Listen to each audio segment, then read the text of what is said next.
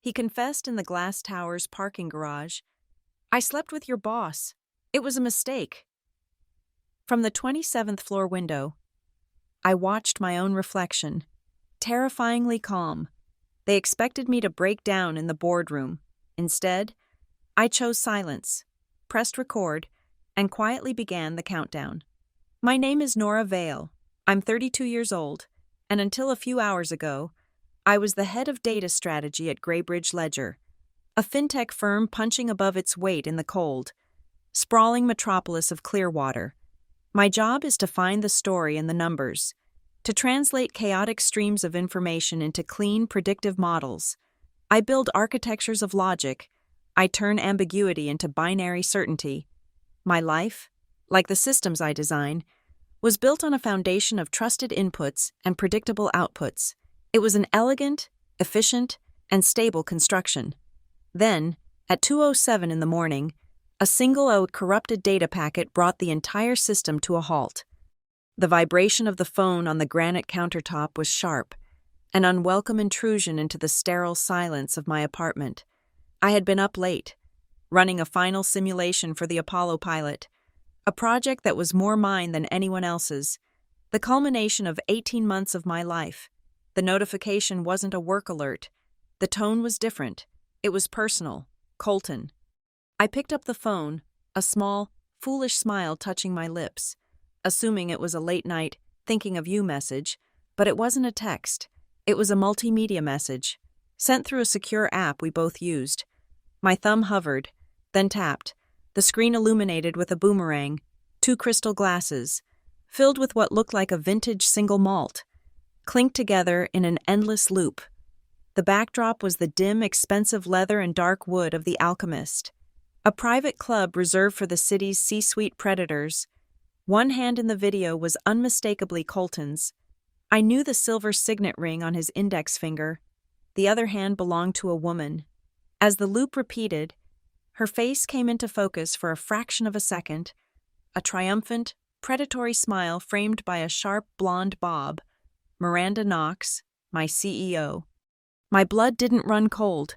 My heart didn't hammer against my ribs. It felt more like a circuit breaker tripping deep inside my chest. A sudden, silent shutdown of all non-essential systems. Beneath the endlessly clinking glasses, a single line of text glowed. It was sent from Colton's contact, his picture smiling next to it.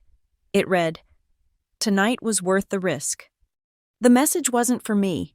It was a stray bullet, a misaddressed confession that had found its way to the one person in the world it was never meant for.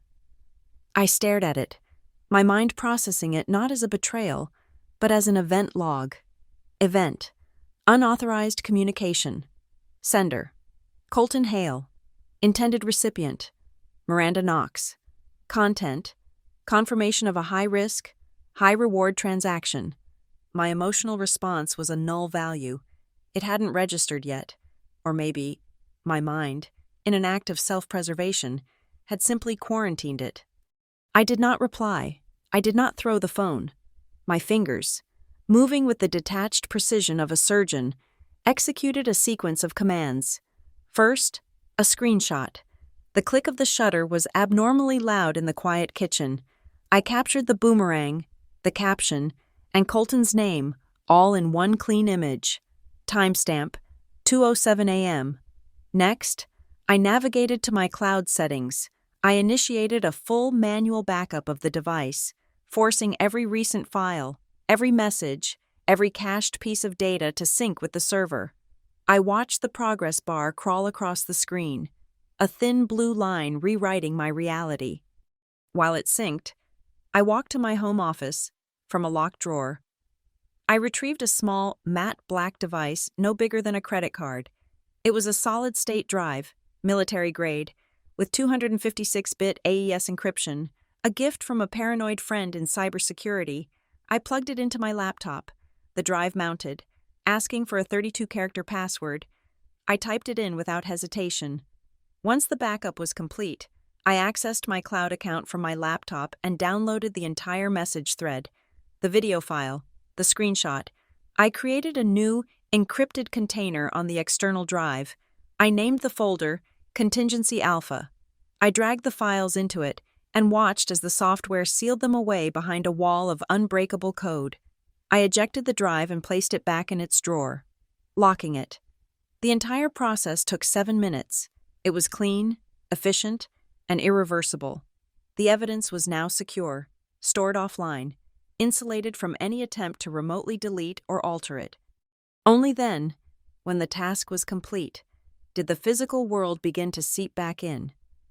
I became aware of the stale, bitter smell of coffee I'd brewed hours ago, now cold in the pot. The under-cabinet lighting in the kitchen cast long, distorted shadows, making the familiar space feel alien. A tremor started in my right hand. It was faint at first, then stronger, a low-frequency vibration that threatened to consume my arm. I placed my palm flat against the cold granite, trying to ground myself, but it was no use. I closed my eyes and began the breathing exercise I'd perfected for boardroom presentations and investor pitches. The 4x4 method. Inhale for a count of 4. Hold for 4. Exhale for 4. Hold for 4. I focused on the mechanics of it, the simple, repetitive count. 1, 2, 3, 4. Air filling my lungs. 1, 2, 3, 4. A pause. A suspension of time. 1, 2, 3, 4. The slow, controlled release. The tremor in my hand subsided, beaten back by sheer force of will. My training was in managing systems under pressure.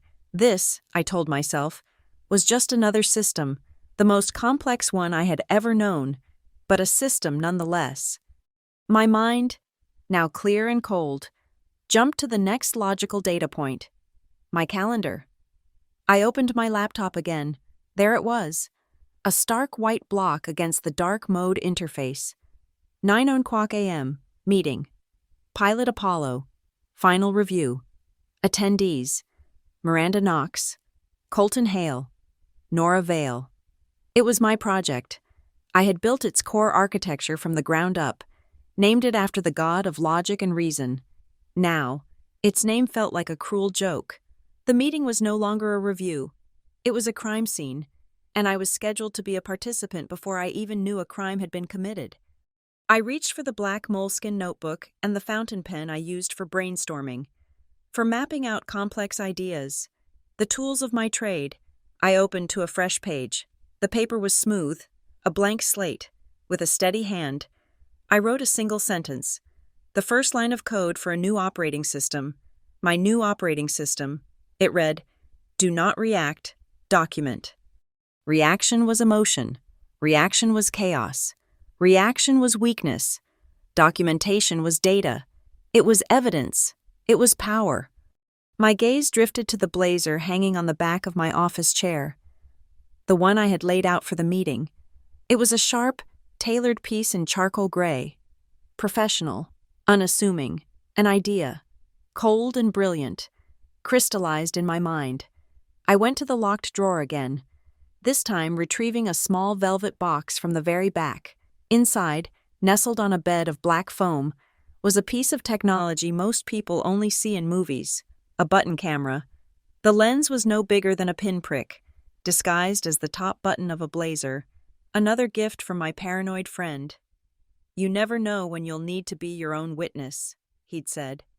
I carefully removed one of the existing buttons from the blazer's cuff and replaced it with the camera. It was a perfect match.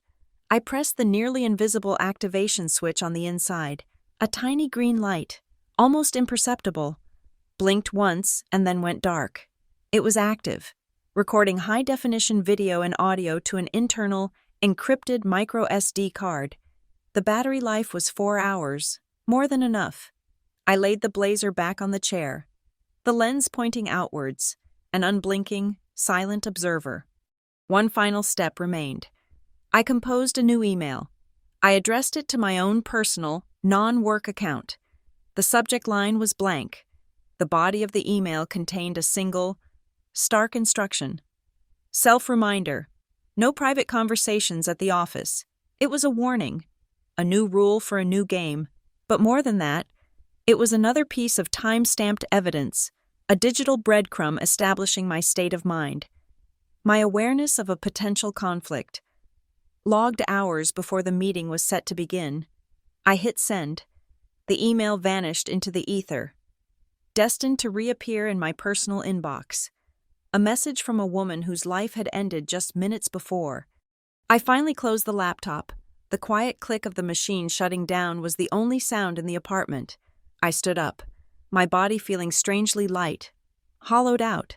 The city of Clearwater was still draped in darkness outside my floor-to-ceiling windows, a sprawling grid of sleeping lights. The night was far from over.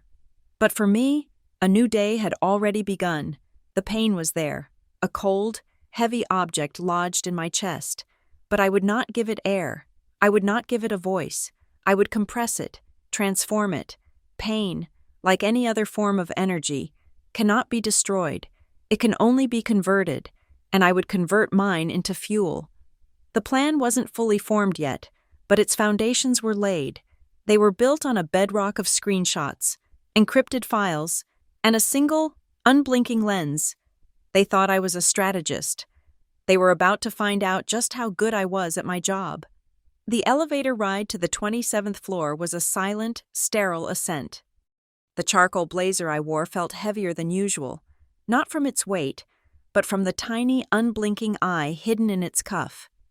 Each floor we passed was a tick of the clock, a step closer to the arena. The air in the executive wing tasted of chilled steel, recycled oxygen, and the faint, sharp scent of Windex from the floor-to-ceiling glass. It was the smell of power, meticulously maintained and transparently false. The Vista Conference Room was the crown jewel of Graybridge Ledger, a fishbowl for executives cantilevered over the sprawling cityscape of Clearwater. 3 of its walls were pure glass. The 4th was a slab of polished Italian marble. The carpet was a non-committal gray, designed to absorb sound and secrets. I was the first to arrive, a deliberate choice.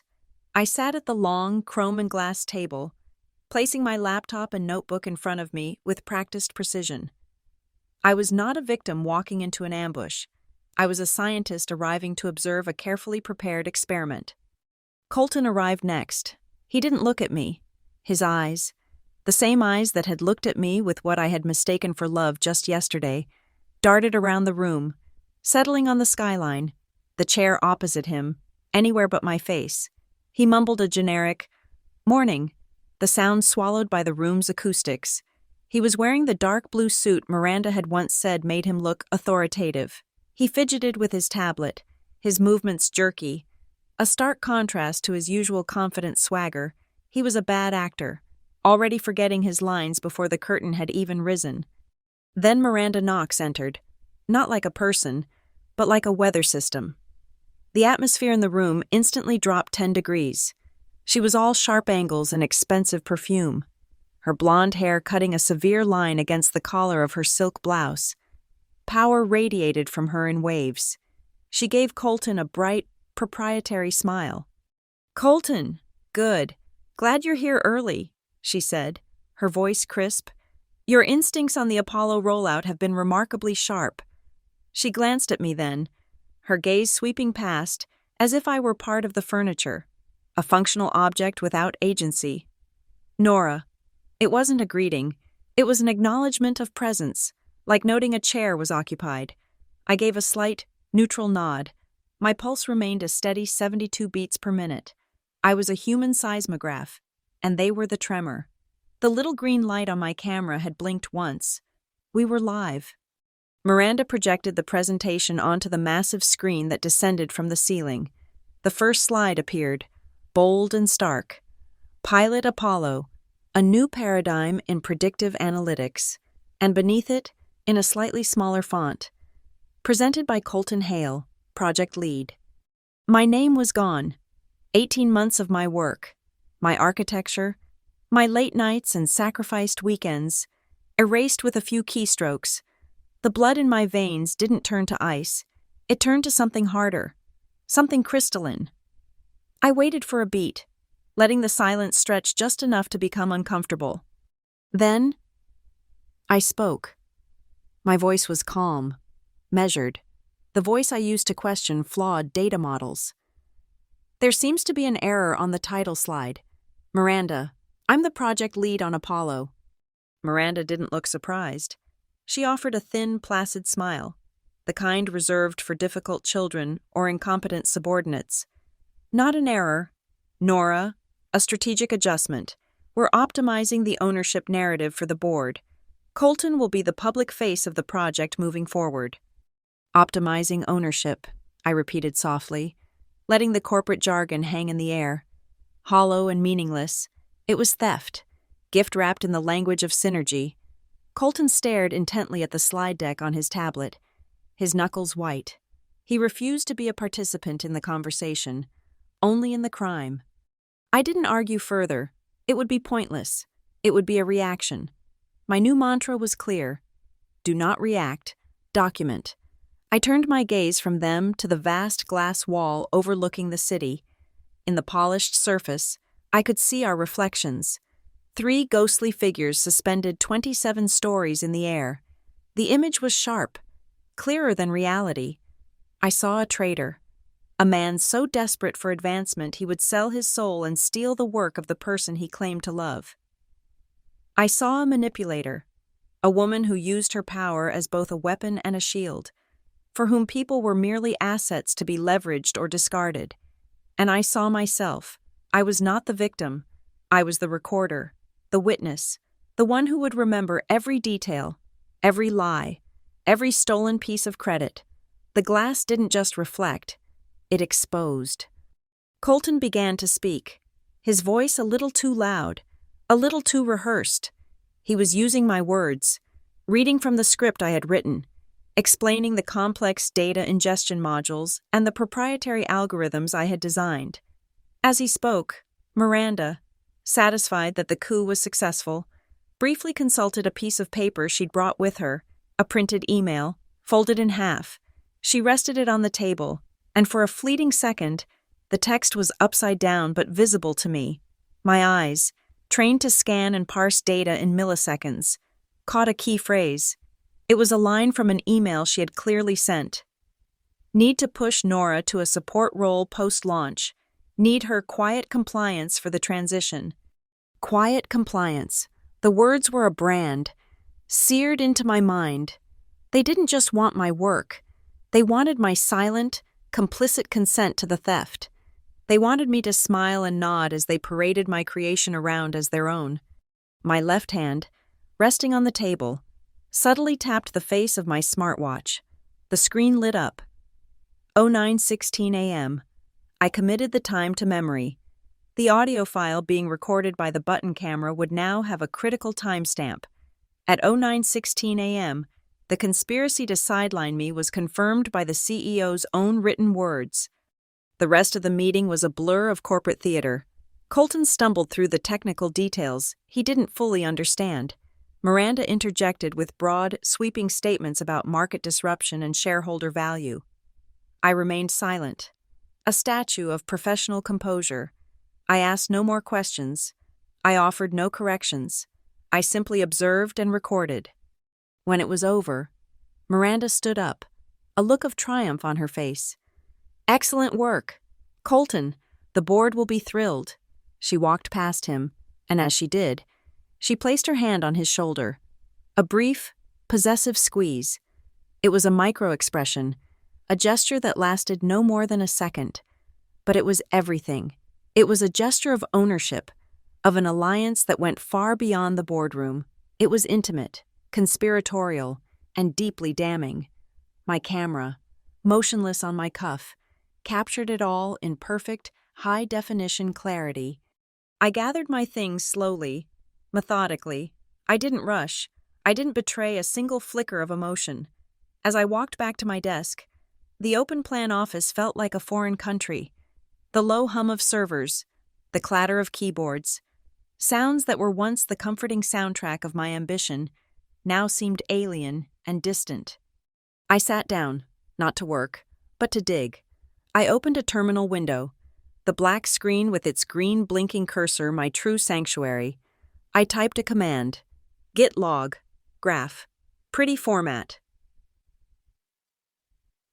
Percent cred, creset, percent C yellow, percent creset, percent C green truscur, percent C bold blue, percent and percent creset, a brev commit. It was a request to see the full, unvarnished history of the Apollo project's code repository.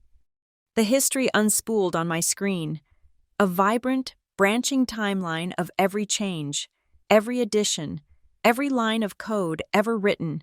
It was the project's DNA, and there, time-stamped at 11:47 p.m. last night, was the digital crime.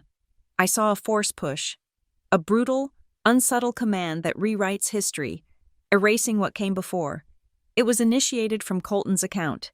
He had taken my final series of commits, my crowning achievements on the project, and repackaged them as his own.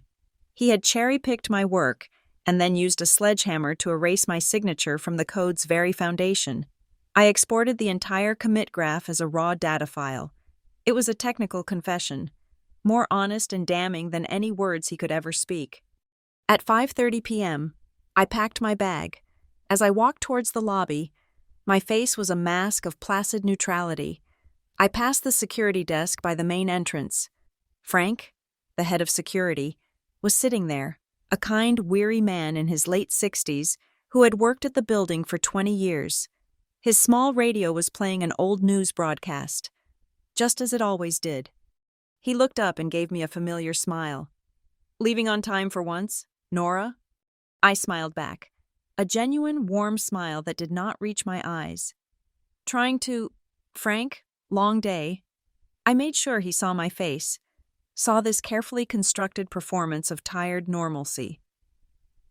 One day, someone might ask him what Nora Vale looked like on the day her career was stolen from her. He wouldn't remember a woman on the verge of tears or exploding with rage. He would remember this, a calm, slightly weary professional, smiling and making small talk. He would remember a woman who looked anything but confused or defeated. He was my alibi for my own sanity. The glass doors slid shut behind me. Phase 1 was complete. The evidence was gathered, the board was set, and they had absolutely no idea they were already playing a losing game. The descent into the parking garage was a journey into the building's concrete subconscious. Level B3 was a place of buzzing fluorescent tubes, some flickering in a frantic Morse code that signaled their imminent death. The air was thick with the smell of cold exhaust and damp concrete. Iridescent slicks of oil stained the floor like bruised, abstract maps leading nowhere. Each footstep I took echoed, a lonely, percussive sound in the vast, empty space. My car was parked in a far corner, a deliberate choice for privacy, now repurposed for a different kind of discretion. I was fumbling for my keys, a calculated, theatrical gesture of distraction, when I heard his footsteps hurrying to catch up. They were clumsy, echoing too loudly, the sound of desperation. "Nora, wait. Nora, please, just listen to me." I stopped but didn't turn. I let him close the distance. I could feel his presence behind me, radiating a frantic, nervous energy. I remained silent. Silence was a vacuum, and I knew his guilt, his desperate need for absolution, would rush to fill it. I clicked the unlock button on my key fob. The car's lights flashed once, a brief, silent acknowledgement in the gloom. I walked to the driver's side, pulled the handle, and opened the heavy door. The interior dome light flickered on, a small pool of warmth in the cold garage. This action was not about leaving, it was about listening. My dashcam was wired to the car's battery, and its settings were configured to begin recording audio and video the moment a door was opened. A small, discreet red light, invisible from the outside, began to glow on the unit tucked behind my rearview mirror. The stage was set. The microphone was live. "Don't just shut me out," he pleaded, his voice cracking slightly. He came to stand on the other side of the open door, trapping me in the small space between the car and his confession. I finally looked at him. His face was pale under the harsh fluorescent lighting, his eyes wide and pleading. He looked like a man who had just realized the full, catastrophic weight of his decisions. He had spent the day playing the role of the confident project lead. Now, stripped of his audience and his stolen script. He was just Colton, weak, ambitious, and profoundly stupid. "There's nothing to say," I said, my voice flat, devoid of the emotion he was so desperately seeking. I wanted him to hear cold logic, not a broken heart. "No, there is me and Miranda. What you saw in that meeting, it's not what you think." I waited. The buzzing of a faulty light fixture overhead filled the silence. He ran a hand through his perfectly styled hair, messing it up. It was a gesture meant to convey distress, but it looked rehearsed. "Look, it was a mistake, a one-time thing." The 2:07 a.m. text message flashed in my mind. Tonight was worth the risk. It wasn't the language of a mistake. It was the language of a calculated investment. "It was strategic," he finally blurted out, the word hanging in the air like poison gas. "She's the CEO, Nora. This is how the game is played at this level." It was a way to secure my promotion, to get us on the inside track. It was a career move. A career move. He had packaged his infidelity, his betrayal, as a professional tactic, as if that sanitized it, made it logical, even commendable. He wasn't apologizing for the act itself. He was justifying its supposed benefits. He thought I, the strategist, would understand the cold calculus of it all. I shifted my gaze to a dark, sprawling oil stain on the concrete floor. It looked like a Rorschach test. I saw a corrupted system. "And Apollo?" I asked, my voice dangerously quiet. Was stealing my work also a career move? He had the grace to flinch. "I didn't steal it. I repositioned it. Miranda said it was to protect the company, that having a VP-level executive as the face of the project gave it more weight with the board. She said it was for the good of the team, for the good of the project." The lies were so transparent, so pathetically constructed. He was trying to frame himself as a reluctant pawn, a soldier just following orders, while simultaneously taking credit for the strategic brilliance of the maneuver. He was trying to have it both ways, to be both the mastermind and the victim of circumstance. The air around us seemed to get colder, heavier. The hum of the garage's massive ventilation fans kicked in, a low, deep thrum that vibrated through the concrete floor, through the soles of my shoes, and up into my bones. It was the sound of a great, indifferent machine, processing, circulating, purging. I looked up from the oil stain and met his eyes directly for the first time. The mask of composure I had worn all day was still perfectly in place. There was no anger in my expression, no pain. There was only a calm, analytical curiosity. I let the silence stretch for a long moment, letting the hum of the fans and the flicker of the lights amplify his anxiety. Then, I deployed my weapon. It wasn't an accusation, it was a question. "Colton," I said, my voice as calm and clear as a courtroom stenographer's. "Do you realize what you're admitting to right now?" He looked confused. "I'm admitting it was a mistake. I'm trying to be honest with you." No, I said, shaking my head slowly. "You're admitting that you engaged in a sexual relationship with your superior. You're admitting that this relationship was directly linked to your promotion and your professional advancement. You're admitting that you then conspired with that same superior to misappropriate my intellectual property and reassign my role, in legal terms. Do you have any idea what that's called?" He just stared at me. The color drained from his face, leaving it a sickly, waxy gray. He opened his mouth, but no sound came out.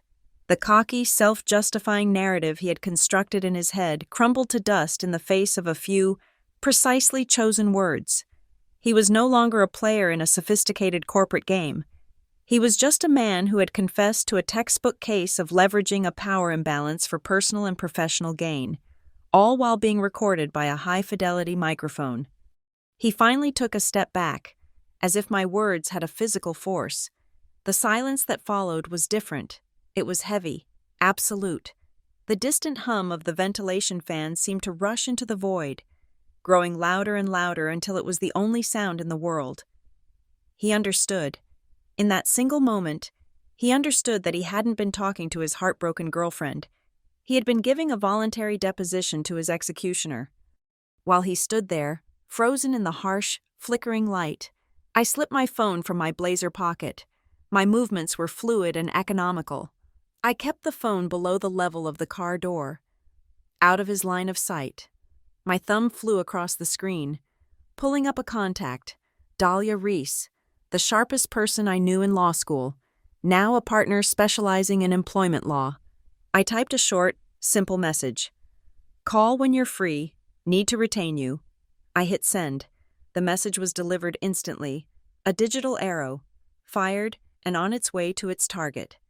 I put the phone away and looked back at him. He was still staring, his face a mask of dawning horror. I offered him no comfort, no rage, no tears. I gave him nothing. The transaction was complete. I had the data I needed. I got into the car, my movements unhurried. I didn't slam the door. I pulled it shut with a quiet, definitive click. The interior of the car was suddenly a sanctuary, an airtight capsule sealing me off from the toxic environment outside. I put the key in the ignition and turned it. The engine came to life with a low, powerful hum. Through the driver's side window, I saw him standing there, a pathetic, solitary figure stranded in a sea of concrete and oil stains. He looked small, insignificant. I put the car in reverse. I did not look at him again. There were no tears. There was no aha moment of catharsis. There was only a cold, clean list forming in my mind. A new project plan. Step 1. Go home. Step 2. Transfer the audio and video files from the button camera and the dash cam to the encrypted drive. Label the new folder Contingency Bravo. Step 3. Back up the backup. Step 4. Await Dahlia's calls. As I drove towards the exit ramp, my headlights cut through the gloom. I glanced in my rearview mirror just as I made the turn. At the garage exit, a bright, hemispheric security camera was mounted on the ceiling. Its red light was on. It would have captured a clear, time-stamped image of my car leaving, and of Colton, standing alone, exactly where I had left him. It was another piece of evidence, another data point, a perfect, final photograph to close the file. The drive home was an exercise in autonomic function. Traffic lights changed. Other cars moved. My hands turned the wheel. My mind, however, was already miles away, operating in a different dimension of pure crystalline logic. The emotional shockwave had passed, leaving behind a silence that was vast and absolute. In that silence, I began to build. Back inside my apartment, I didn't turn on the lights. I walked through the darkness to my office, the city's ambient glow providing all the illumination I needed. I transferred the files from the button camera and the dash cam to the encrypted drive. The audio of Colton's confession was chillingly clear. The low hum of the garage ventilation, a sinister soundtrack to his self-immolation. I created the new folder, Contingency Bravo, and sealed it. Then, I turned on my monitor and opened a new document. Not a word processor, but a project management application. I created a blank board.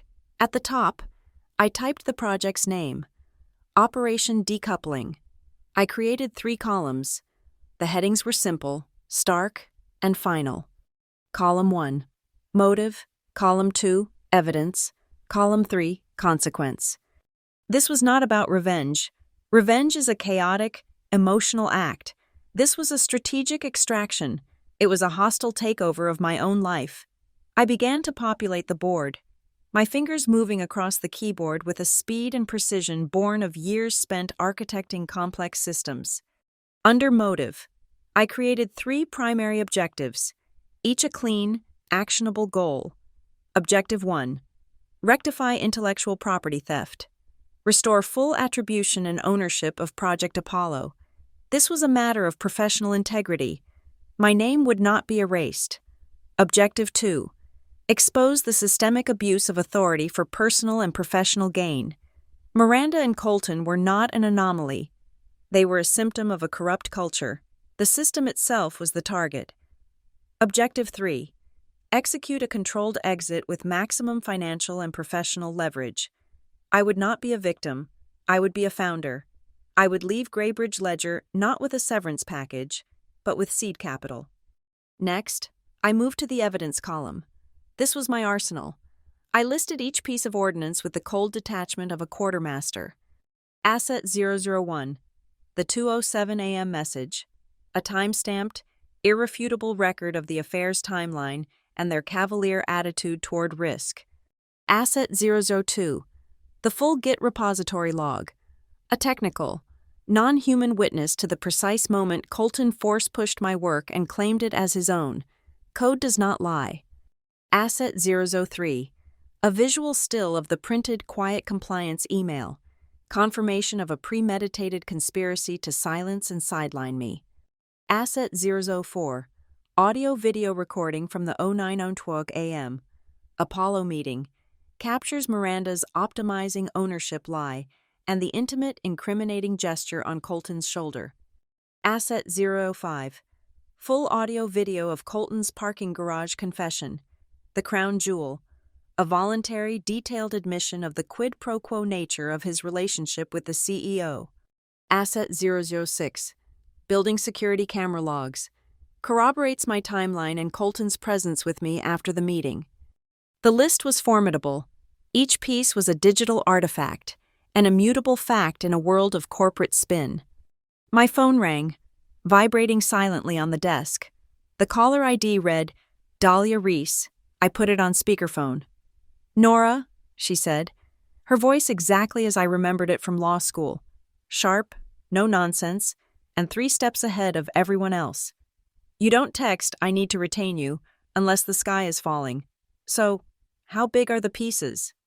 I spent the next 20 minutes walking her through the events of the last 24 hours, laying out the facts with the same dispassionate clarity I had used on my project board. I sent her a password-protected link to a secure cloud viewer containing only the quiet compliance screenshot and the transcript of Colton's confession. I heard the clicking of her keyboard as she read. Jesus, she breathed. It was the most unprofessional thing I had ever heard her say. Okay, they're not just stupid, they're arrogant. That's good for us. First things first, you've signed 100 NDAs and non-competes, so we have to navigate this like a minefield. This brought me to my next section on the board, risks. Risk 1, NDA violation. They would use my employment agreement as a shield, claiming any evidence I had was confidential company property. Risk 2, smear campaign. Miranda would paint me as a disgruntled, underperforming employee, a fantasist, a scorned woman seeking revenge. Risk 3, countersuit. They could claim I was the one stealing intellectual property, planning to use Apollo's concepts for my own venture. The risks are manageable, I told Dahlia. My eyes on the screen, I created a subtask under each risk, labeled mitigation. Every piece of evidence I have is a system-generated artifact with an immutable timestamp. The Git log is Graybridge's own system. The text message is from the carrier. The security footage is from the building. I haven't created anything. I've simply observed and archived. My backups are on an offline, read-only partition. There's no chain of custody issue. Good, Dahlia said. That neuters the IP theft claim. For the smear campaign, we'll need witnesses, not to the affair, but to your character and your work. People who can testify to your leadership on Apollo before the repositioning. This led to my next list. Allies. It was short, but potent. Ally 1, Dahlia Reese, legal counsel, the architect of the formal strategy. Ally 2, Frank, building security. He was my timeline witness. He saw me calm and composed, leaving at a normal time.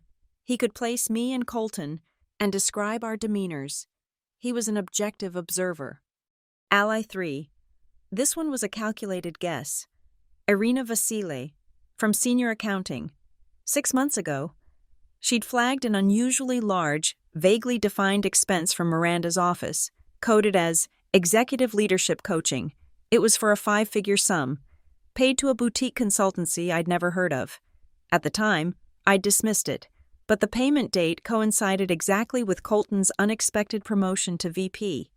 It was a long shot, but if that coaching was, in fact, a bonus or a gift, Irina would be the one to find the breadcrumbs. She was meticulous, and she hated corporate waste. I have a potential ally in accounting, I told Dahlia. I'll approach her discreetly. She values integrity over office politics. Be careful, Dahlia warned. Until we make a formal move, you're on your own. Understood, I moved on. The final piece is the delivery mechanism. I can't go to HR, they exist to protect the company, and the CEO is the company. I need a different channel. I created a new card. External channels. Channel 1. The Board of Directors Audit Committee. They have a fiduciary duty to investigate credible claims of executive misconduct that could expose the company to liability. My evidence suggests a massive liability. Channel 2. The company's anonymous whistleblower hotline. It's managed by a third-party law firm.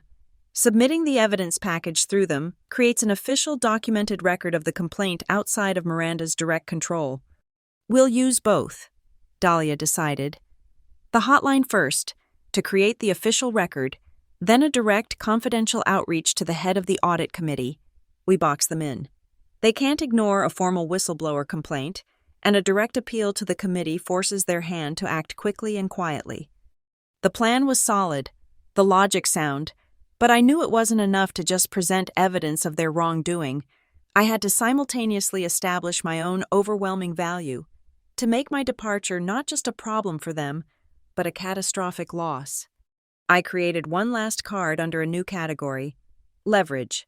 I labeled it soft weapon. Apollo's core function is predictive modeling for market volatility, but I built a secondary, undocumented analysis module into it. It analyzes a client's internal financial flows to predict margin erosion. In our beta tests, it successfully identified enough inefficiencies to increase the client's profit margin by an average of 11%. This module and its data are my creation. The documentation exists only in my personal, encrypted notes. I am the only person on Earth who can explain how it works and replicate its results. I explained this to Dahlia. There was a pause on the other end of the line. Nora, she said slowly, you didn't just build them a car, you built them a spaceship and kept the key. Exactly, I replied. They think they've stolen a project. They have no idea what the project is truly capable of. That knowledge is my leverage for Objective 3, the financial exit. The path was now clear. The sequence of events was logical, but there was one final piece to the puzzle. The move that would turn a solid strategy into a checkmate. I called it the final gambit. They will want to celebrate their victory. PR will want to publicize the successful launch of Apollo under its new lead. I will propose a final team meeting, a congratulatory session to thank everyone for their hard work. I will invite Miranda and Colton to speak. I will record it. Arrogance will make them talk. They will congratulate Colton on his vision and leadership. They will publicly cement the lie, creating one final, irrefutable piece of evidence in front of witnesses. The last thing I added to the board was a deadline. I pulled up the corporate calendar. The next quarterly earnings call was in 3 weeks. Miranda would want to announce the Apollo pilot then, to boost the stock price. Deadline: execute all phases of Operation Decoupling before the Q3 earnings report. The board was complete. It was a work of art, a perfect, logical, and ruthless machine. Each part was connected, each risk mitigated, each objective supported by a clear line of action. I looked at the glowing screen, at the architecture of my silent war. The pain was still there, a cold, dense star in the center of my chest, but it was no longer a debilitating force. It was a power source. It was the engine driving the machine. I had taken their chaos and betrayal and forged it into a plan, a cold, quiet, and beautiful plan. The plan was a machine, perfect and cold, but a machine needs a purpose beyond its own function.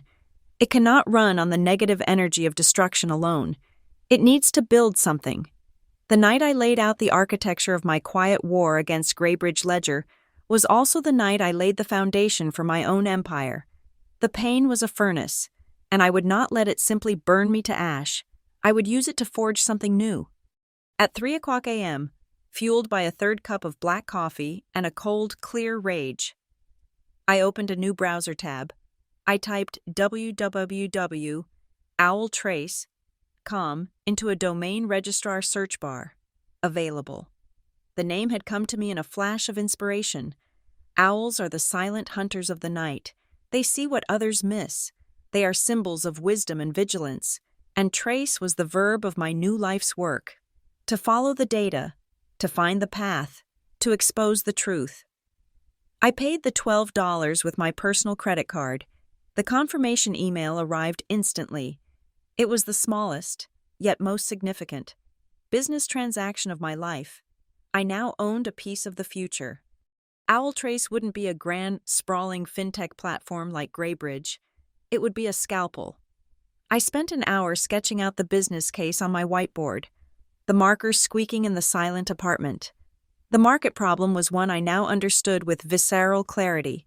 Small to medium-sized enterprises, investment funds, regional banks, growing startups, lacked the sophisticated, prohibitively expensive internal audit tools of the corporate giants.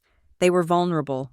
A single malicious or incompetent actor, like Colton, manipulated by a predator, like Miranda, could alter financial data, payroll records, or investment reports with impunity.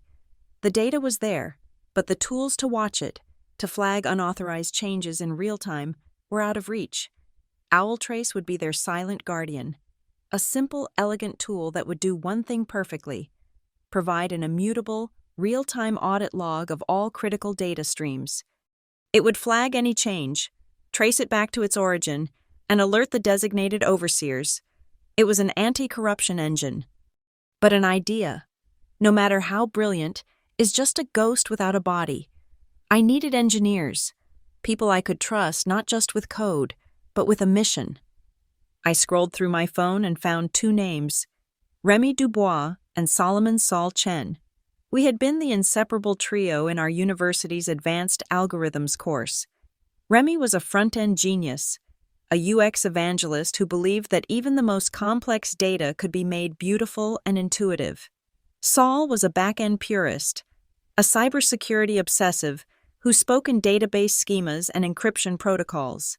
They had both left the corporate world years ago to do freelance work, disillusioned with the same bureaucratic rot I was now drowning in. I called them on a three-way conference call. I didn't waste time with pleasantries. I laid out the problem, the vision for Owltrace, and the market gap. I told them about the need for a tool that served as a source of truth for companies that couldn't afford a legion of compliance officers. I didn't tell them the personal story. I didn't need to. They heard the conviction in my voice. "So, it's like a watchdog for a company's own data?" Remy asked. His interest piqued. "More like a polygraph with a perfect memory," I replied. "And the tech stack?" Sol grunted.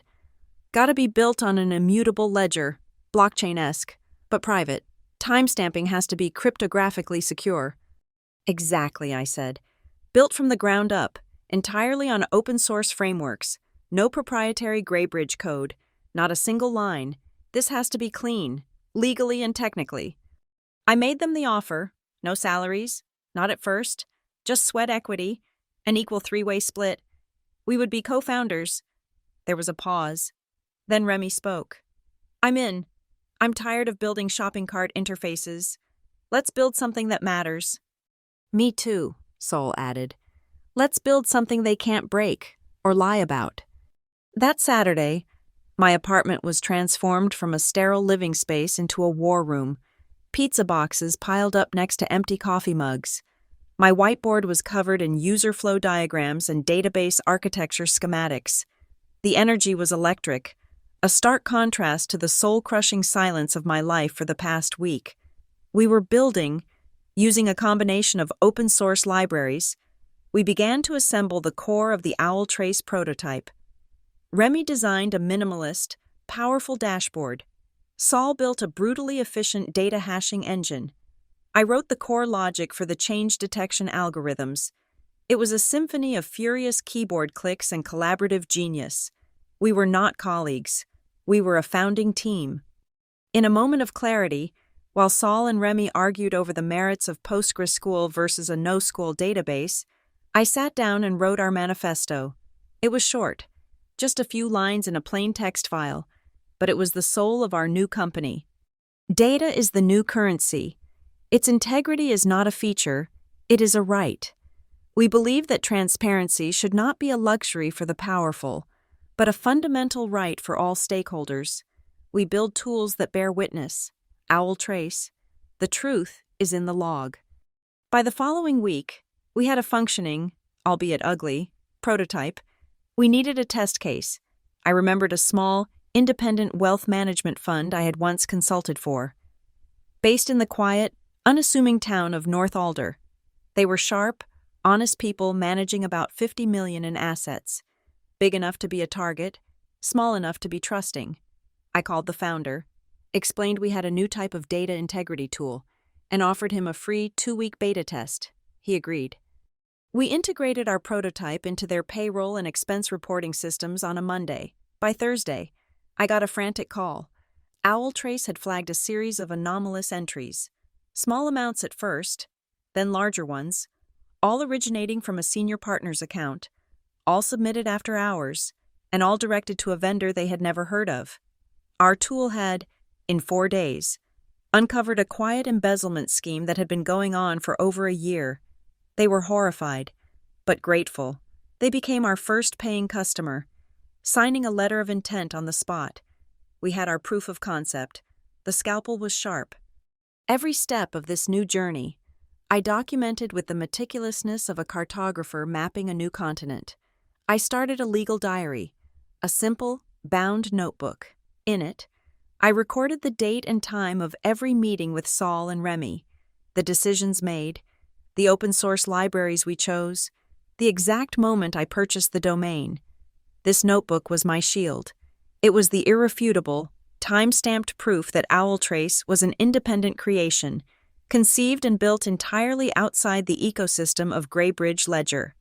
The encrypted drive containing the evidence against Miranda and Colton now had a companion, a new drive, hidden in the false bottom of a plant pot on my office windowsill, containing the entire codebase and legal diary of OwlTrace.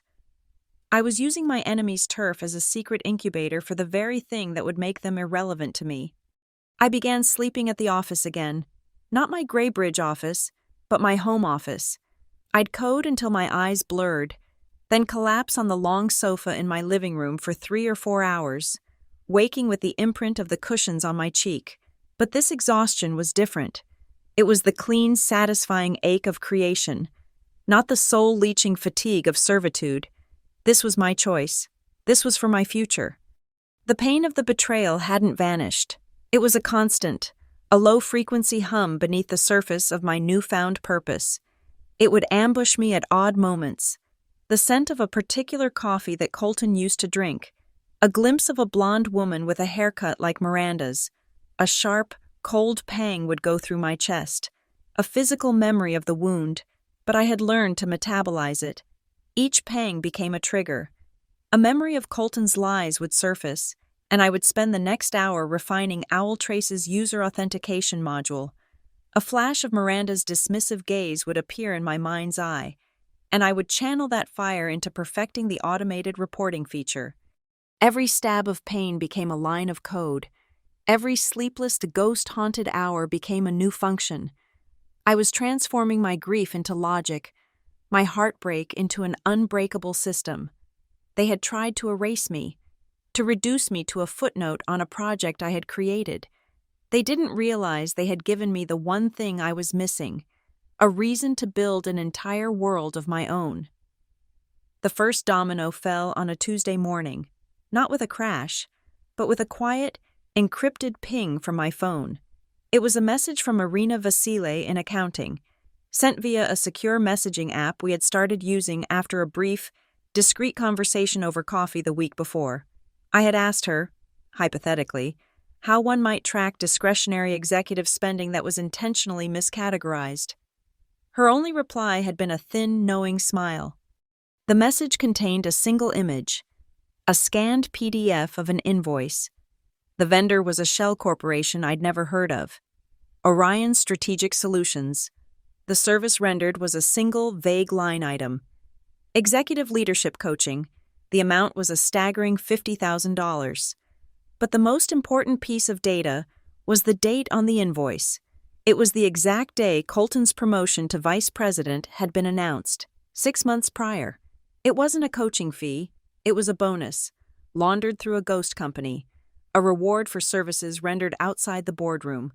I saved the image to my encrypted drive, naming it Exhibit A Financial Anomaly, PDF. This single piece of evidence was a key, unlocking the context for everything else.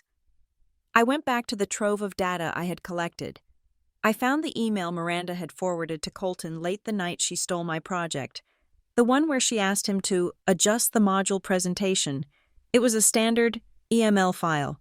Most people would just read the text. I opened it in a raw text editor. Buried in the header, amidst lines of server routing data, was the metadata for the attached slide deck.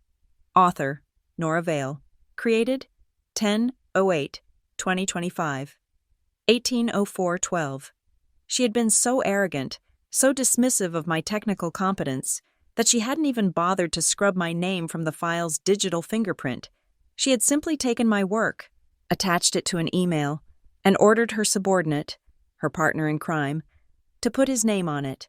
It was the digital equivalent of a murderer leaving a signed photograph at the scene. With this, I returned to the Git repository logs. The cold, hard language of the machine.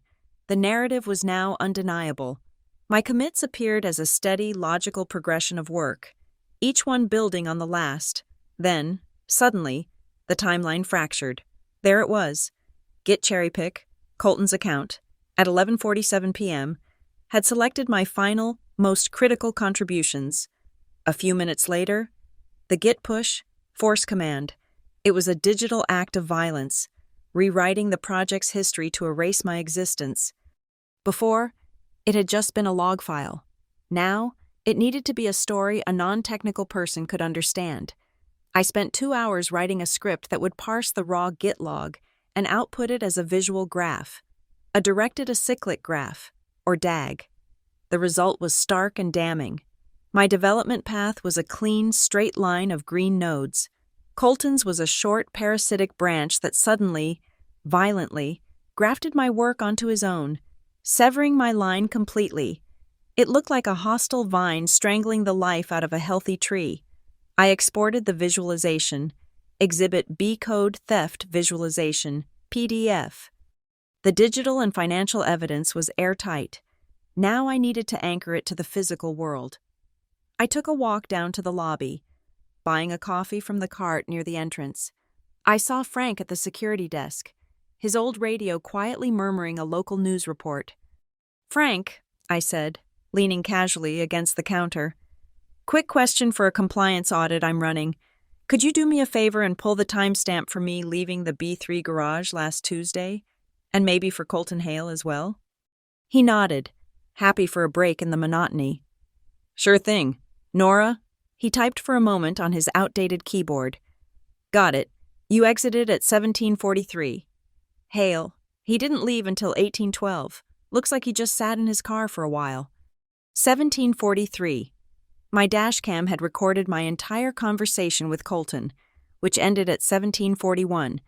My exit 2 minutes later was perfectly consistent. Frank's official log confirmed the timeline of my recording. He had unknowingly become my most reliable witness. That night, I bundled everything into a single, password-protected zip file.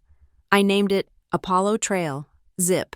It contained the text message, the audio and video files from the meeting and the garage, the invoice from Arena, the metadata analysis, and the brutal, simple visualization of the Git history. I wrote a concise, 2-page cover letter, detailing the events in a cold, chronological, and factual manner, citing each piece of evidence by its exhibit name. My call with Dahlia was brief. She reviewed the package. "This is a kill shot. Nora," she said, her voice a mixture of awe and professional gravity. "The visual of the commit history is brilliant. A 10-year-old could understand that. We follow the plan. Whistleblower hotline first, to immunize you. Then we go to the audit committee. We don't give them an accusation. We give them a fully prepared prosecution. I uploaded Apollo Trail, zip to the anonymous third-party whistleblower portal. The progress bar filled, and the package vanished into the secure servers of a law firm in another state. I felt a strange sense of lightness. The burden of the evidence was no longer mine alone to carry. The response came less than 48 hours later, an email from a generic, encrypted address. The sender was the external counsel for the Graybridge Board of Directors. The message was 5 sentences long. We are in receipt of your confidential submission. The matter is being given the highest priority. The Audit Committee of the Board of Directors formally requests your presence at a confidential meeting. The meeting will be held this Thursday at 10:00 a.m. in the main boardroom. Please confirm your attendance. The system was working. The machine I had set in motion was beginning to turn its gears.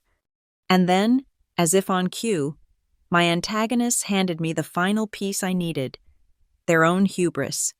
On Wednesday morning, the day before my meeting with the board, the company's PR department blasted out an internal email, linking to a glowing feature article in Clearwater Business Chronicle. The headline read, "Graybridge Ledger's New Star, Colton Hale and the Apollo Revolution." The article was a masterpiece of corporate propaganda.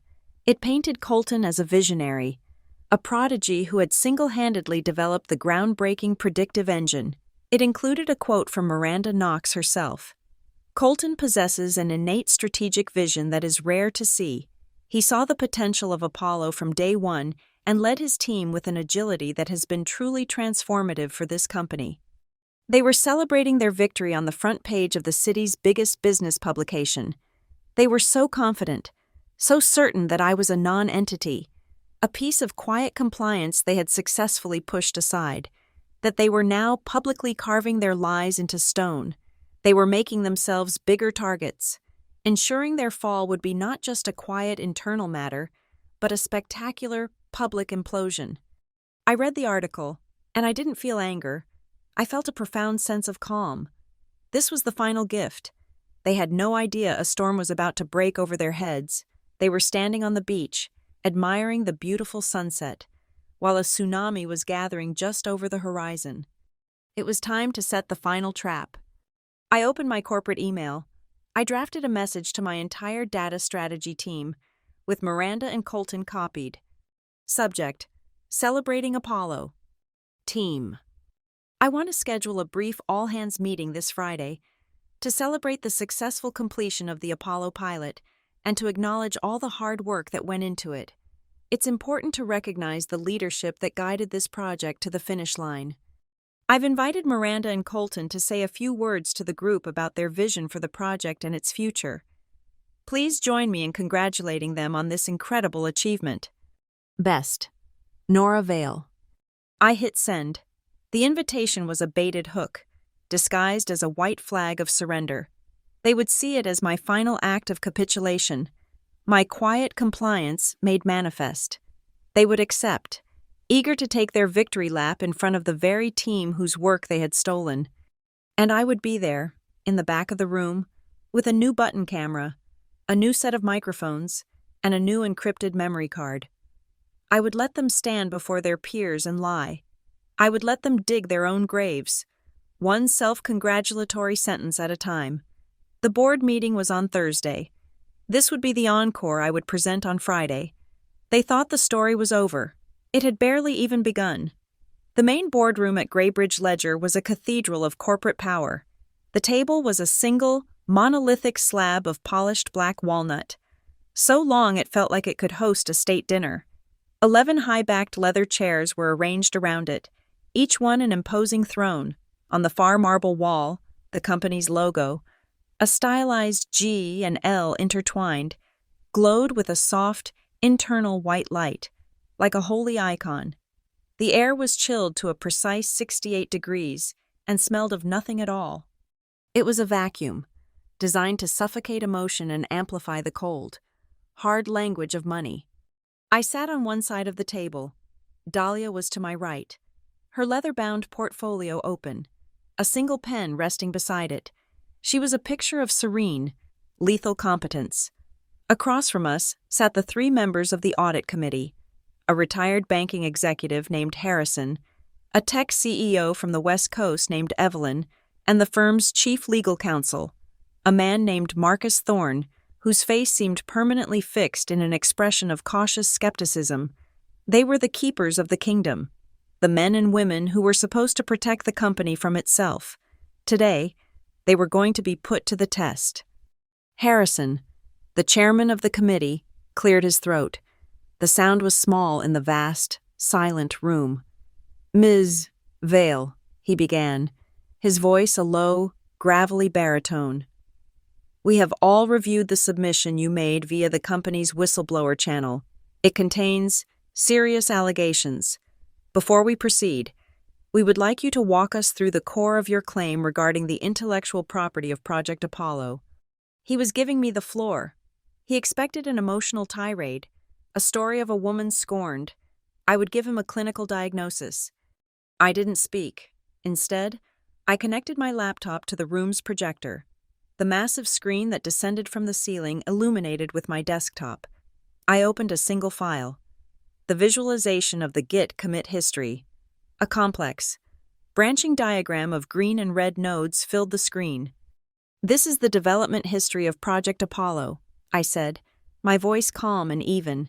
I used my cursor to trace the main branch. "You can think of it as an electrocardiogram, the recorded heartbeat of the project's creation. Each green node represents a block of work, a commit, logged and time-stamped by the company's own internal systems. As you can see, for 18 months, the line is clean, a steady, consistent rhythm of progress, all originating from a single author."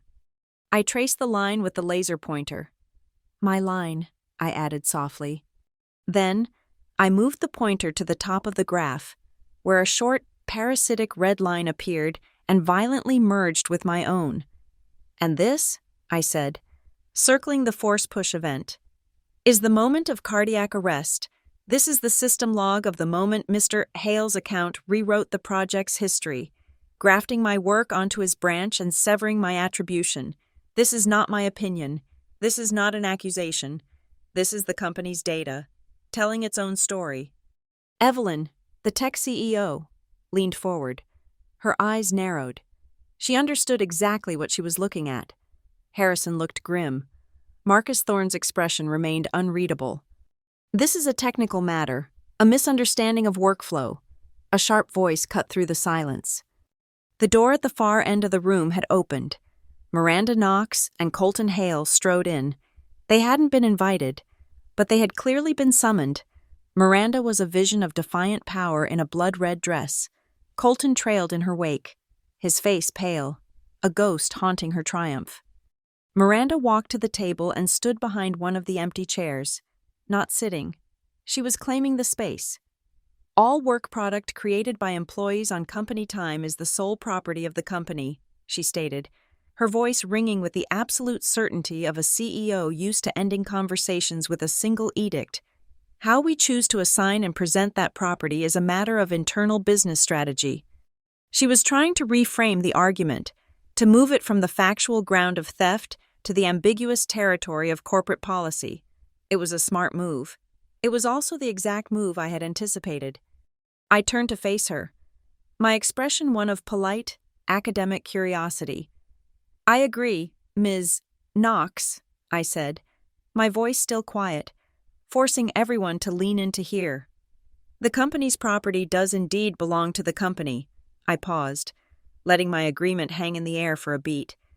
"And the company's own system logs, its own immutable record of events, unequivocally identify me as the author of that property. The document is the company's, the authorship is mine. Those are two separate, verifiable facts." The distinction was crucial. I wasn't arguing about the ownership of the painting. I was proving who held the brush.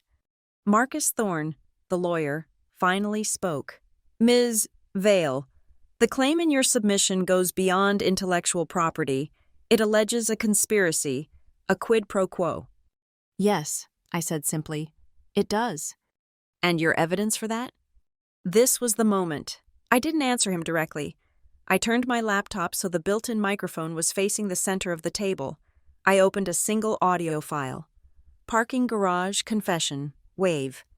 The evidence, I said, is in Mr. Hale's own words. I pressed play. Colton's voice, raw and desperate, filled the soundproofed, multi-million-dollar boardroom. The contrast was obscene. His tinny, terrified confession echoed off the polished walnut and Italian marble. Me and Miranda. That's how I got the promotion. It was strategic. The silence in the room was absolute, profound. It was as if the audio had sucked all the oxygen out of the air. The board members sat like statues. Miranda's face, for the first time, lost its imperial composure. A flicker of pure, unadulterated shock registered in her eyes. Colton looked like he was about to be physically ill. He sank into the chair behind him. The audio continued. She said it was to protect the company, to give the project more weight. Do you realize what you're admitting to right now? My own voice, cold and clear as a bell. The confession played out in its entirety, every self-serving justification, every pathetic lie, every damning admission. When it ended, the silence that returned was even heavier than before. It was the silence of a tomb. Marcus Thorne let out a slow breath and discreetly coughed into his hand. Evelyn was staring at Miranda with an expression of utter contempt. Harrison's face was a mask of thunderous rage. It was Dahlia's cue. She had been perfectly still, a silent observer. Now, she moved with deliberate, unhurried grace.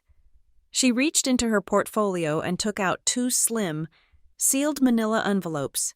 She slid them across the vast expanse of the walnut table. They came to a stop directly in front of Harrison. "Gentlemen, Ms. Knox," Dahlia said, her voice calm and professional. "You have two paths forward. The first envelope contains a summary of the standard internal investigation process as mandated by your corporate bylaws, along with a draft litigation hold notice. The second envelope contains a brief on federal and state whistleblower protection statutes, with particular emphasis on laws prohibiting retaliation." She wasn't threatening them. She was merely presenting them with a choice, a flowchart of their own impending disaster. One path was difficult and contained. The other was catastrophic and public. I spoke then, my voice cutting through the tense atmosphere. "I have 3 requirements to resolve this matter before it moves to the path outlined in the second envelope." I held up 3 fingers. 1. My authorship of Project Apollo is to be immediately and publicly restored on all internal and external documentation. 2. This committee will launch a full, independent investigation into Ms. Knox's abuse of authority and the misappropriation of company funds detailed in Exhibit A. 3. We will negotiate a separation agreement for my departure from the company, the terms of which will be conditional on the first 2 requirements being met. The room was frozen. I had laid down the law. Harrison looked at Miranda, then at Colton, then at the 2 envelopes sitting on the table in front of him. "This committee will take a 20-minute recess," he said, his voice strained. "Ms. Knox, Mr. Hale, you will remain here." Dahlia and I stood and walked to a small, private anteroom. As the door closed, I went to the small service bar and poured myself a glass of water. I took a slow, deliberate sip. My hand was perfectly steady. I had walked into the heart of the machine, presented it with its own corruption, and watched it grind to a halt. 20 minutes later, the door opened. We were summoned back. The energy in the boardroom had changed completely. The cold, corporate sterility had been replaced by the raw, palpable stench of fear. I didn't look at the board members. I didn't look at Dahlia. I looked at Miranda. And I saw it, the carefully constructed mask of power. The years of cultivating an aura of untouchable authority had shattered. It was gone. Her expensive dress now looked like a costume. Her perfect makeup couldn't hide the pallor of her skin. The hard, brilliant light in her eyes had been extinguished, replaced by something I had never seen in her before: pure, animal fear. She wasn't a CEO anymore. She was just a woman who had been caught, a predator who had finally found herself in a trap she couldn't escape. The anesthesia was over, the patient was awake, and the pain was just beginning. The 20-minute recess stretched to 45. When Dahlia and I were finally called back into the boardroom, the atmosphere had undergone a fundamental chemical change. The tension and fear had not dissipated. They had curdled into a kind of grim, pragmatic resignation. The war was over. All that remained was the negotiation of the surrender. Harrison, the committee chairman, looked 10 years older. Marcus Thorne, the chief legal counsel, now sat at the head of the table, his posture indicating that the matter had transitioned from a corporate crisis to a legal negotiation. Miranda and Colton were still present, but they were no longer participants. They were exhibits, silent and shattered artifacts of a failed regime, their presence a necessary formality for the proceedings. "Ms. Vale, Ms. Reese," Marcus began, his voice a dry rustle of paper. "The committee has deliberated, in the interest of protecting the company and its shareholders from further liability and disruption. We are prepared to discuss the terms of a mutually agreeable separation."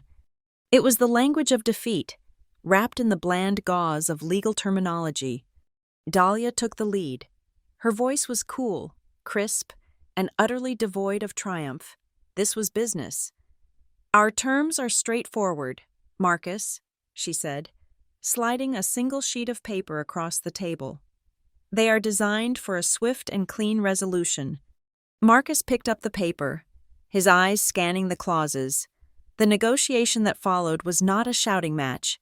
It was a surgical procedure, performed without anesthesia. Each clause an incision. The first term was attribution. All internal and external documentation, press releases, and technical manuals pertaining to Project Apollo will be immediately amended to reflect Nora Vale as the original architect and project lead. Dahlia stated, "This is non-negotiable." Marcus glanced at Harrison, who gave a nearly imperceptible nod. "Agreed," Marcus said. It was a minor concession for them, a matter of changing text in a document. For me, it was the restoration of my name, the reclaiming of my history. The second term was financial compensation for the work itself. Given that Ms. Vale was wrongfully removed from her leadership role, Dahlia continued, she is entitled to the performance-based executive bonus tied to the project's successful implementation. Based on the beta client's 11% margin increase, our projection of that bonus is $750,000 to be paid retroactively. Marcus's eyebrows shot up. "That's a speculative figure. The project hasn't even launched." "It's based on the project's proven capabilities," I interjected, speaking for the first time. My voice was quiet, but it cut through the room. Capabilities which, I should add, only I can fully unlock and document for the new team. The figure is not speculative. It's a conservative estimate of the value I created. My statement hung in the air, a reminder of my leverage, of the spaceship for which I still held the key. They knew I was right. After a brief, whispered consultation with Harrison, Marcus conceded, agreed, pending a review of the beta performance data. The third and fourth terms concerned my exit. A severance payment equivalent to 18 months' salary and benefits, Dahlia said, and an immediate, accelerated buyout of all of Ms. Vale's restricted stock units at the current fair market value, waiving all vesting schedules. This was the point of friction. The severance was high, but expected. The accelerated stock buyout was a significant financial hit for them. The vesting schedule is a standard part of the executive compensation package, Marcus countered. Waiving it is unprecedented. These are unprecedented circumstances, Dahlia replied smoothly. Ms. Vale is being forced to exit the company due to the unfortunate actions of its senior leadership, actions that, if made public in a wrongful termination lawsuit, would likely have a far more significant impact on the company's stock price than the cost of this buyout. We feel it's a very reasonable price to pay for her silence. It was a perfectly executed threat, delivered with the politeness of a dinner invitation. Harrison shifted in his seat. He knew exactly what a public scandal involving the CEO would do to their market cap. Agree to it, he muttered to Marcus. The final term was the most important. It was the key to my future.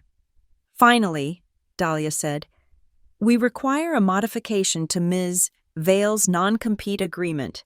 The clause will be waived entirely as it pertains to the specific field of independent, third-party data integrity and audit software. Marcus stiffened. Absolutely not. That's a blanket waiver in your core area of expertise. We can't have you walking out the door and immediately competing with us using knowledge gained here. I have no intention of competing with Graybridge, I said calmly. Graybridge builds comprehensive fintech platforms. My future work, as my counsel has narrowly defined it, is in the niche market of standalone audit tools. It's a different product, for a different customer. It does not compete with your business model. In fact, you could one day be a customer. The subtle audacity of that last line landed with satisfying weight. The waiver is essential, Dahlia added. Without it, Ms. Vale is being unfairly restrained from practicing her trade, which only strengthens the grounds for a wrongful termination suit. The language is precise and narrow. It protects your primary business while allowing my client to earn a living. Marcus read the clause again, his lips a thin, hard line. He was a good lawyer. He knew he was trapped. The narrow definition gave him the cover he needed to justify the concession to the rest of the board. He looked at Harrison, who simply stared at the glowing logo on the wall. The decision had already been made. Agreed, Marcus said, the word tasting like ash in his mouth. All of this, of course, is contingent on the signing of a comprehensive and irrevocable non-disclosure agreement regarding the details of this matter. Of course, Dahlia said. Ms. Vale will remain silent, unless compelled to testify by a governmental agency or under subpoena. We've already drafted the language for you. They thought it was their victory, the final clause that would bury their sins. They thought they had successfully contained a corporate wildfire, reducing it to a small, manageable burn. They were paying for my silence. What they didn't realize was that they weren't just buying my silence. They were providing the seed funding for my empire. The final agreement was printed. It was a symphony of legal clauses, a multi-page composition that scored my liberation. Marcus Thorne slid the signature page across the table to me first. I picked up the heavy, gold-plated fountain pen provided by the boardroom. The nib scratched quietly against the thick, linen paper as I signed my name, Nora Vale. It felt like the first truly authentic thing I had done in months. Then, the document was passed to Miranda. She reached for the pen, but her hand trembled. A small, violent tremor. She had to steady her right wrist with her left hand to sign her name. Her signature, usually a bold, arrogant slash, was a shaky, spiderweb-thin scrawl.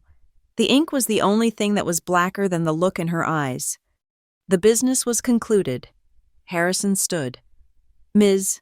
Knox, we will accept your resignation, effective immediately. Mr. Hale, your contract will not be renewed. We expect your personal effects to be cleared from the building by the end of the day. He spoke without looking at either of them. Dahlia and I stood and left the room without a backward glance. We didn't say a word as we rode the elevator down. There was nothing left to say. Later that afternoon, an all-staff email was sent out. It announced that Miranda Knox was taking an indefinite leave of absence for personal reasons, and that Harrison would be stepping in as interim CEO. A second email announced the company was strengthening its internal controls and compliance procedures to ensure the highest standards of professional conduct. A third, sent only to the technology division, stated that Colton Hale had resigned to pursue other opportunities. It was all clean, corporate, and utterly bloodless. At 5 o'clock, I packed the last of my personal items into a small cardboard box. I walked through the office, which was buzzing with quiet, nervous speculation. No one looked at me. I was already a ghost. I walked to the main glass doors of the lobby. I held my employee access card to the sensor for the last time. Instead of the familiar, friendly green light, the sensor flashed red and emitted a single, soft, final beep. It was not a loud or violent sound. It was the sound of a thread being neatly and quietly cut. My connection to Greybridge Ledger was severed. Outside, the evening wind of Clearwater was sharp and cold, but it felt clean. It whipped my hair across my face as I stood on the crowded sidewalk. I set the box down, pulled out my phone, and opened my banking app. It was already there, a pending wire transfer notification. The first payment from the settlement agreement. It was a number with 6 zeros at the end of it. Enough to live on for a decade. Enough to burn. Enough to build. I closed the app. I opened my contacts and found the name of a man Dahlia had recommended.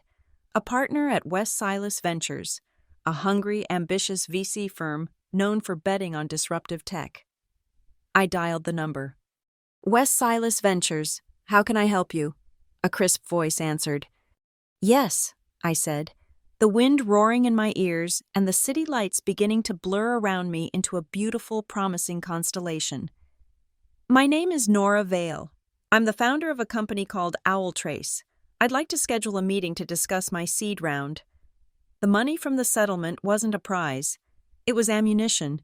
It bought us servers, a lease on a skeletal framework of an office in a converted warehouse district, and most importantly, it bought us time. While Greybridge Ledger was mired in internal investigations and frantic damage control, we were building, Remy, Saul, and I worked with a single-minded, feral intensity. We were no longer 3 people with an idea. We were a company with a burn rate and a mission. 2 months after I walked out of the Greybridge Tower, we flipped the switch. Owl Trace launched its open beta. We didn't have a marketing budget or a PR firm. We had a clean, minimalist landing page, a technically dense white paper, and a targeted email list of 100 compliance officers and small fund managers. The first subscription came in 7 hours later, an independent advisory firm in Chicago. The second came the next morning, a family office in Denver. By the end of the second day, a small tech startup in Austin signed up, 3 paying clients, all on annual contracts, in less than 48 hours. We hadn't just proven our concept, we had proven there was a hunger for it. The real explosion, however, came from an unexpected quarter.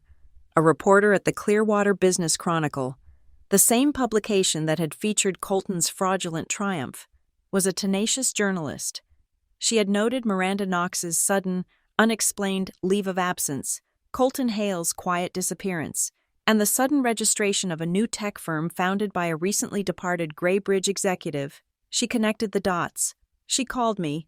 I didn't give her the sordid details. I didn't have to. I gave her the story of Owl Trace. I spoke of data integrity, of transparency, of empowering businesses to trust their own numbers. The article that ran the following Monday was a strategic detonation. The headline was a masterclass in journalistic implication. After abrupt Greybridge departure, former data chief launches anti-manipulation startup. The story didn't mention Miranda or Colton by name. It didn't need to. The subtext was a siren. It painted a picture of a brilliant strategist leaving a corporate behemoth under a cloud of suspicion to build a tool designed to prevent the very kind of malfeasance that was now rumored to be plaguing her former employer. The article positioned Owl Trace not just as a product, but as an antidote. The morning the article was published, our server traffic spiked by 1,000%. Demos were being booked every 15 minutes. But the most important call came from the chief compliance officer of a mid-sized regional bank with operations across 3 states. He had read the article. He was intrigued. He signed up for a 14-day enterprise trial. On day 6 of their trial, I got a call from their CCO. His voice was a strained whisper. I need to show you something. He shared his screen. On the Owl Trace dashboard, a single red flag had appeared 3 days prior. An unusual salary adjustment for a branch manager in a rural outpost.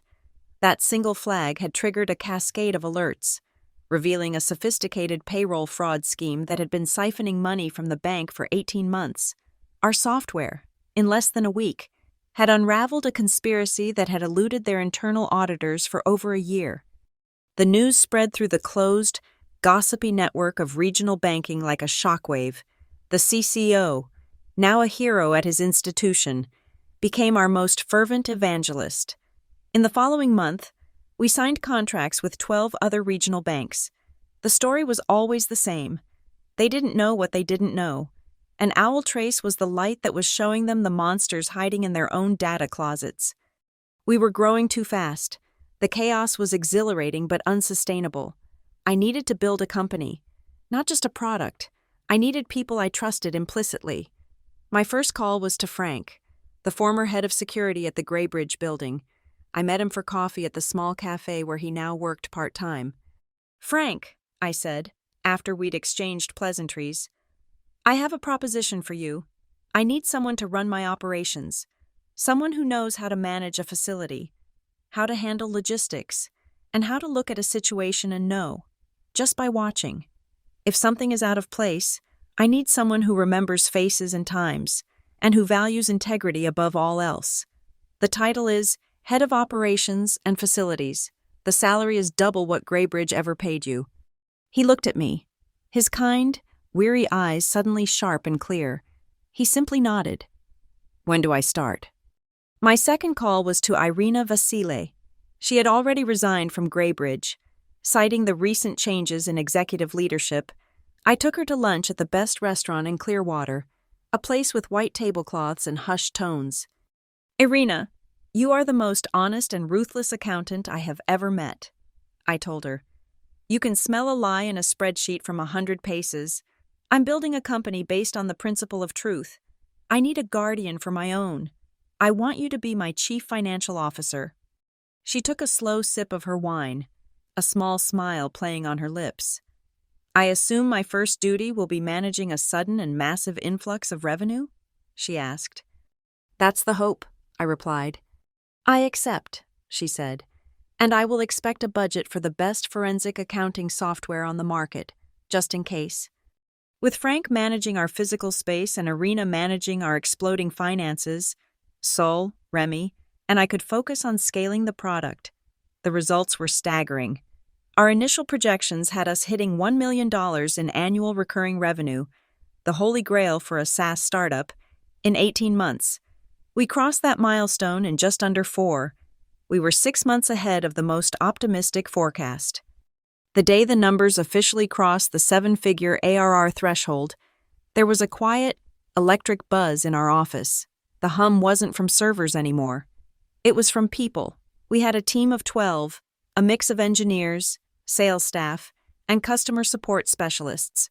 That afternoon, I stood before the large whiteboard in our main workspace. The team fell silent, watching me. I picked up a black marker and wrote 4 words, connecting them with arrows. Pain, discipline, product, trust. I tapped the last word. "This," I said, my voice thick with an emotion I rarely allowed myself to show. "This is what we sell. This is what we are." The pain was the price of admission. The discipline got us here. The product is the proof, but the trust is everything. The validation from the market was one thing. The validation from the old guard was another. The following week, I received a call from a senior partner at one of the largest and most respected auditing firms in the world. They had been watching us. Their banking clients were all talking about Owl Trace. They didn't see us as a threat. They saw us as an evolution. They made an offer. A strategic investment that would value our 5-month-old company at $50 million, and a multi-year contract to integrate Owl Trace as their primary data integrity tool across their entire client portfolio. We weren't just a successful startup anymore. We were becoming the industry standard. That same afternoon, an email landed in my inbox. The sender's name made my blood run cold for just a fraction of a second, before turning to ice. Colton Hale. The subject line was, "Checking in." The email was a pathetic, rambling mess. He wrote about his time off to reevaluate his priorities. He mentioned he'd seen the article about Owl Trace and was so impressed with what I'd built. He ended by saying he was now exploring new opportunities and had attached his resume, just in case I knew of any senior strategic roles that might be a good fit. I stared at the email, a monument to a complete and utter lack of self-awareness. I didn't reply. I didn't delete it. I forwarded it to our new head of people, a sharp woman Frank had recommended. I added a single line above the forwarded message. Please ensure this individual is permanently blacklisted from our hiring system. Not a culture fit. I archived the email. He was a ghost, a piece of spam from a life I no longer lived. The final chapter of their story was written, as I had always known it would be, by them. A small article appeared in the Society pages a few weeks later. It noted that Miranda Knox had officially transitioned her indefinite leave into a permanent retirement from corporate life and was now focusing on philanthropic endeavors from her home on the East Coast. She had not been fired. She had simply vanished, erased by a committee and a settlement check. Her legacy reduced to a cautionary tale whispered in the boardrooms she once dominated. They hadn't just been defeated, they had become irrelevant, and I, in the bright, bustling office of the company I had built from my own ashes, was just getting started. The signing of the strategic investment contract was scheduled for the end of the day. The senior partner from the auditing firm flew in personally. We didn't meet in a soulless boardroom, but in our own space. The conference room at the Owl Trace office, with its exposed brick walls and a whiteboard still covered in the ghost-like remnants of our last frantic brainstorming session. The room smelled of fresh coffee and possibility. The lawyers, theirs and ours, had already done their dance. This was just the final, ceremonial act. The partner, a man with silver hair and eyes that had seen the rise and fall of a dozen market cycles, looked around our office, at the young, intense team working at their desks, at the raw, creative energy of the space. He smiled. "This is the future," he said, more to himself than to me. "The truth has a way of becoming a growth industry." He signed the document with a heavy, confident stroke of his pen. I signed after him. My signature was clean, steady, and clear. The final page was scanned and emailed to our respective legal teams. The deal was done. My phone buzzed. It was a notification from Irina, our CFO. She had been monitoring the escrow account. The message was simple. Wire transfer initiated. I walked back to my desk, the quiet hum of the office a comforting symphony. I opened my laptop and navigated to our corporate bank account portal.